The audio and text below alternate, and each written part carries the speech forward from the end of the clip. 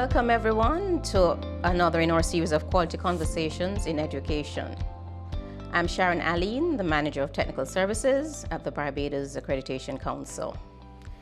To get some more insights into accreditation and a better understanding of distance education, our conversation today is with the Pro Vice Chancellor and Principal of the University of the West Indies Open Campus, Dr. Luz Longsworth. As usual, it's a pleasure talking with you. Good morning and welcome, Dr. Longsworth. Good morning, and thank you. It is my pleasure to be here in getting involved in these conversations with the Barbados Accreditation Council. Okay, so let us start now. Many persons have heard about the University of the West Indies Open Campus, but not how the campus came into being. Can you tell us a bit about the background of the University of the West Indies Open Campus?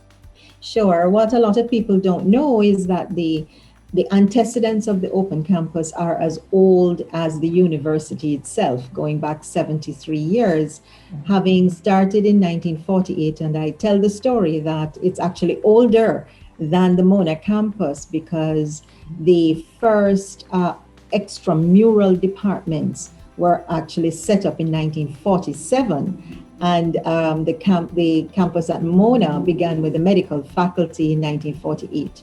So we started with the extramural department, which people will know very well all over the region, which was the outreach arm of the University of the West Indies. It evolved into the School of Continuing Studies. At the same time, we then started to push the envelope, as we tend to do in the Open Campus. Yes, I understand. We started formalizing the distance education now through the telephony. So people will remember UWI, the UWI distance teaching experiment, where we had our synchronous telephone, where we would press a button and say, this is Barbados online, this is Jamaica online, St. Vincent online. And then we moved further into the new technologies of online learning. And what happened in that interim is that the university sought to expand its reach to the communities that did not have access to the physical campuses. And it was felt in about 2005, 2006, under then Vice Chancellor Harris, that a campus should be formed to really service the needs of those persons who were underserved. So we merged all of those entities, and in 2008, the Open Campus was born. Okay, that's a great journey, and we see how much contribution you've made. Now, as it relates to accreditation, the University of the West Indies Open Campus has gone through 2 cycles of accreditation with the Barbados Accreditation Council to date. What prompted the university to seek institutional accreditation with the BAC? Can you tell us? Yes, from we began, we knew that we had to do that. As a part of the University of the West Indies, as a campus, a full-fledged campus, it was important that we aligned with the university's strategy and commitment to quality assurance, that this campus, like all other campuses, should be accredited, particularly since we do go through the very same internal quality assurance systems that any other campus does. So that was very important. But there's a second and deeper reason, and that is in 2008 when we started and really moving forward with online learning. And you'll remember, Mrs. Aline, people were very skeptical about online learning. Yes, I recall. This was not at the same level as a face-to-face environment, and it was very important. Right, it was very important that we disproved that, and that we helped to change the culture of the region and indeed of the University of the West Indies in terms of its attitude to online learning. And what a good thing we did. Yes, it is. Now, as you participated in this process, what can you tell us about it? What sort of challenges and benefits did you get as an institution out of going through this accreditation process with the Barbados Accreditation Council? First of all, I must say that the Barbados Accreditation Council was tremendously flexible given the scope of the Open Campus. You're talking about, 16 countries, 17 countries eventually, and 44 different sites across the region, online learning, face-to-face learning, students in all these countries, tutors in all these countries. That's right. Those were huge challenges in terms of, an accreditation process. And I just, thanks to you, we were able to get through it. Huge challenges, but the benefits were, as we were a campus that was a merged campus, it helped us to actually evolve into a holistic and integrated campus. So all the parts were singing from the same hymn sheet, so to speak, because of the accreditation process. Right. So how would you say it really benefited you? It brought you together as a whole in terms of how you operate and functioned out of that. What sort of changes did it bring about that you found were beneficial for you as a campus?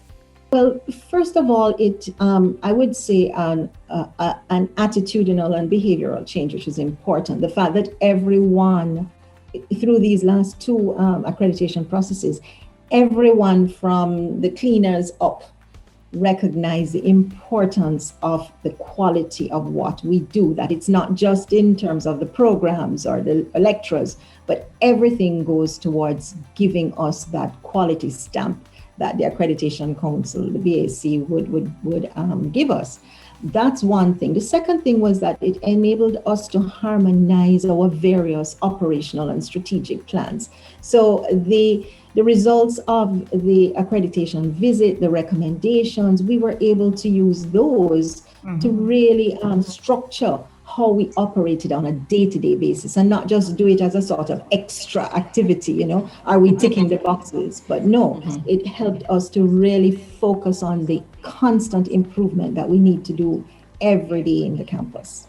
So you would say that those were the value-added components out of the process for you as an institution? Absolutely, absolutely. So and you learned a lot about yourselves in that, and it made your working relationship across the region that much closer, from what I'm understanding. And everybody was willing, as you said, from the cleaner up, to make sure they did their part and that the open campus was a success. Definitely. That was an important outcome. Yeah, so that wasn't one of them. And were there any changes now out of all of these value-added things in terms of how you decided to now operate as an accredited institution? Were there any changes in your operations?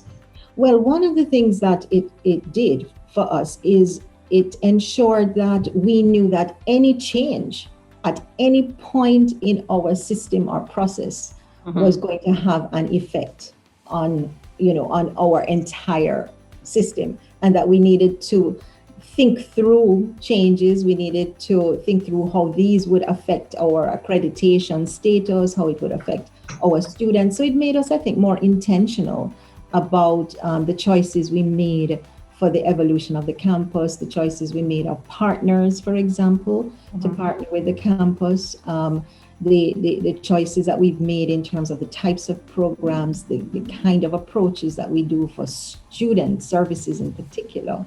I think it has made us a lot more aware of the importance of these processes and the fact that, you have to document, you have to be consistent. We're always aware that we have to do our midterm review. You're going to come and take a look at us. We have to do our annual reports.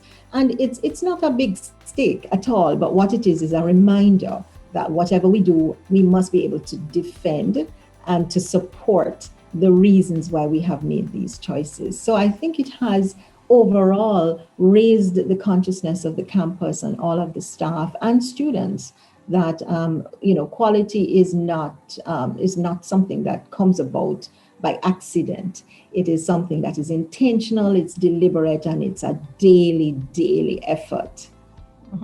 All right, so let us come a little closer to current day. Globally, we continue to grapple with the effects of COVID-19 pandemic. What impact has institutional accreditation had on the university in the COVID-19 environment? Well, I would say to you that we were so grateful for the fact that we had systems that, of course, were influenced by our accreditation process that were flexible and could pivot. I like that new word that we're using every day, that could pivot. For the open campus, it was relatively seamless because, we knew we had to have systems for everything. So from 2015, we had been documenting, for example, home-based work processes. So we're very aware that whenever we do any of these things, we have to document. So it was easier. I won't say it was easy. It was easier for the open campus to make those quick changes and not affect our students. That was the second thing that we recognize that, look, we are an accredited institution. We can't just throw things out the window because of COVID. Our students still deserve a high quality degree. And so we worked within those contexts. And I believe, we checked in with you as well in terms of some of the things we were doing just to make sure that those would be accepted. And it created, structure. But what really made the difference is that we were able to help others because we are accredited, and people, our sister campuses, that's a no-brainer. We were able to support in terms of training because we already had, and the Accreditation Council looks at this. We have training systems set up for all our facilitators. We were able to use that to help our colleagues on the other campuses to learn how to teach remotely. And we actually trained about 1,000 lecturers across the region from That's interesting. in less than 3 weeks. And that's great.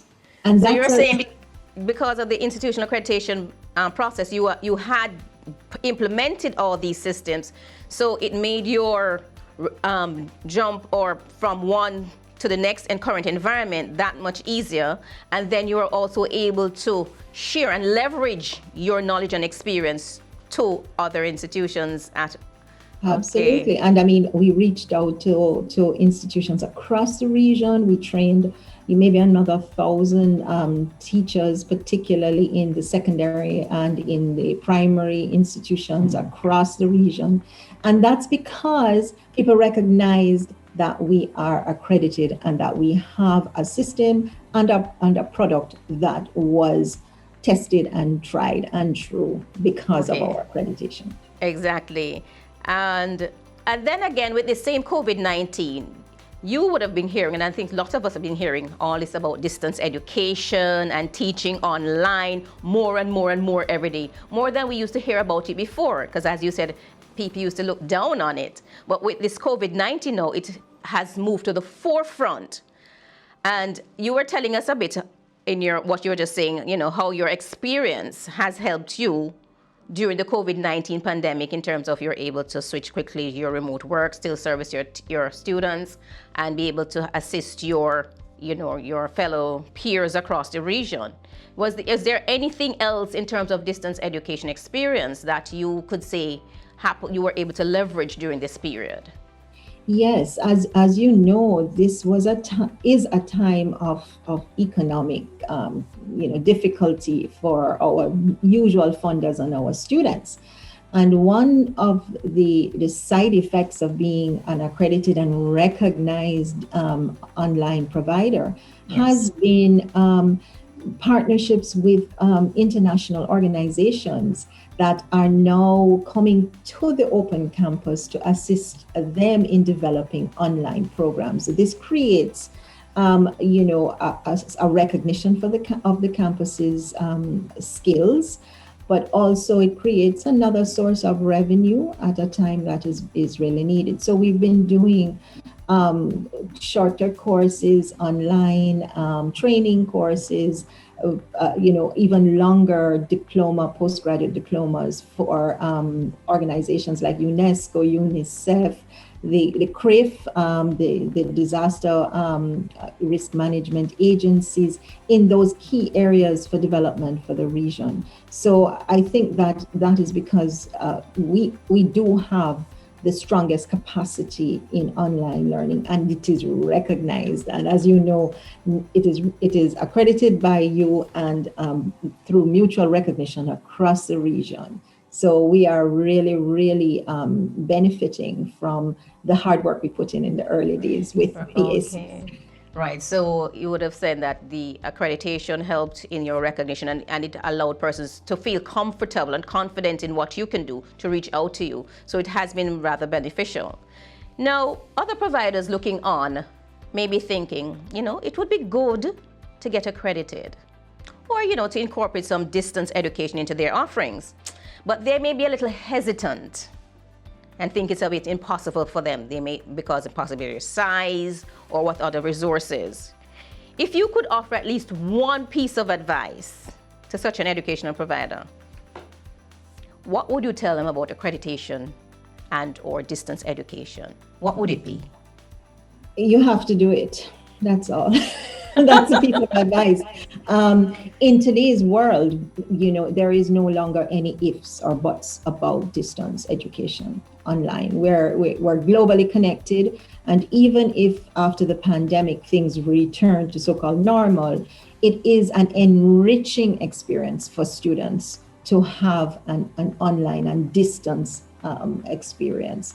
And it also opens up the world to students who may not be able to travel to have student exchanges in France and in Argentina and so on, because through this modality, you can have those experiences. So I think distance education is pedagogically sound, and it's important for the world of the future. In fact, Yes. The world of now. So if you haven't done any kind of online distance education as an institution, do it now and get it accredited, because it's not just the external acknowledgement, it is the internal growth, and it benefits everything that you do after that. So, you can only get stronger when you have someone really reviewing. As academics, we're familiar with peer review, critique. And we see this as a positive way to build the institution and to build our capacity. It is not a negative thing, although we do get nervous when you're coming, yes, of course. But in the end, our campus has seen it as a growth opportunity, as an opportunity to reflect, self-reflect, and to fix our problems. Because basically what you're saying to us is, if you recognize the problem and you have a plan, then you are already on your way. The problem is not knowing that you don't know what is wrong. So we are grateful for that structure, that discipline that accreditation instills in our campus.